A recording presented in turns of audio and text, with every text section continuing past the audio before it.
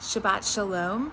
This week's Sparkle of Shabbat, I would like to speak about kindling our inner spark and strengthening our inner soul or Shamash before we light other souls, or in the case of Hanukkah, before the Shamash lights the other candles.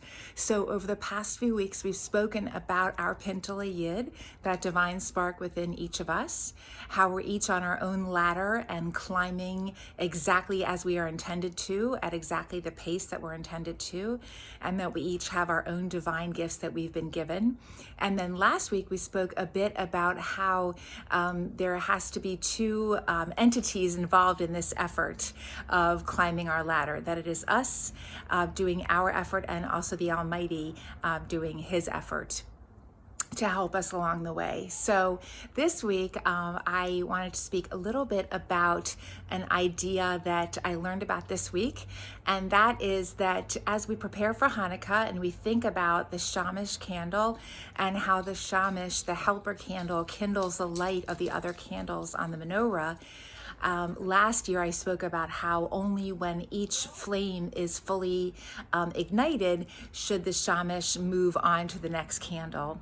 And this week I learned about a concept of how it's important that the Shamash be able to stand on its own light before it goes and helps other candles. And it made me think about how it is sometimes easy for us to give to others and maybe be focusing on others before we focus on ourselves and before we really take that time to make sure that we are fully lit and can stand independently in our own light before sharing that light with others. And I wanted to talk a little bit about one suggestion that I have for kindling our own light.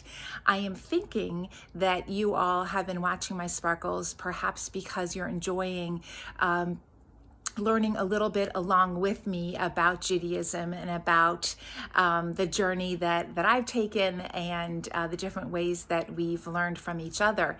And I wanted to focus and lean in a little bit more on the idea of the learning and to suggest that if you are enjoying doing that little bit of learning each week, that perhaps you want to do a little bit more than just a few minutes each week. Maybe you want to add in one more thing during the week that helps you kindle your soul. Maybe it's reading a book, a Jewish book that is of interest to you.